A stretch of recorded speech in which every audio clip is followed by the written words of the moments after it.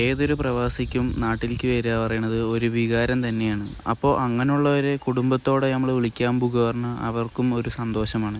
അങ്ങനെ ഹനാൻ്റെ ചിറാപ്പൂഞ്ചി പാട്ടും വെച്ച് ഞങ്ങൾ നേരെ പോയി.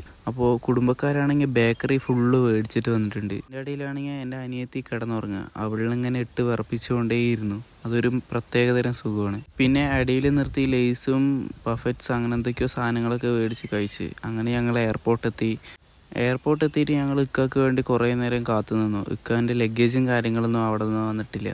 അപ്പോൾ കാത്തു നിന്ന് മടുത്തപ്പോൾ ഞാൻ അവളും കൂടെ മുട്ടായൊക്കെ കഴിച്ചു.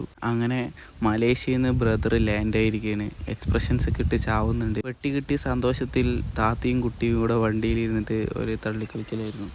അങ്ങനെ ഇക്കാനെ വിളിച്ചിട്ട് വരുന്ന വഴിയിലാണെങ്കിൽ ഞങ്ങൾക്കും കിട്ടി എറണാകുളത്തെ 3 മണിക്കൂർ ബ്ലോക്ക്. അതിൻ്റെ ഇടയിൽ ഞാനൊരു സിനിമയും കണ്ടു കഴിഞ്ഞു. എന്നിട്ട് ഞങ്ങൾ നേരെ വീട്ടിൽ തിരിച്ചെത്തി. ഞാൻ അവിടെ നിന്ന് വണ്ടി എടുത്തിട്ട് വരികയും ചെയ്തു. അപ്പോൾ അത്രയേ ഉള്ളൂ. ബൈ. സബ്സ്ക്രൈബ്.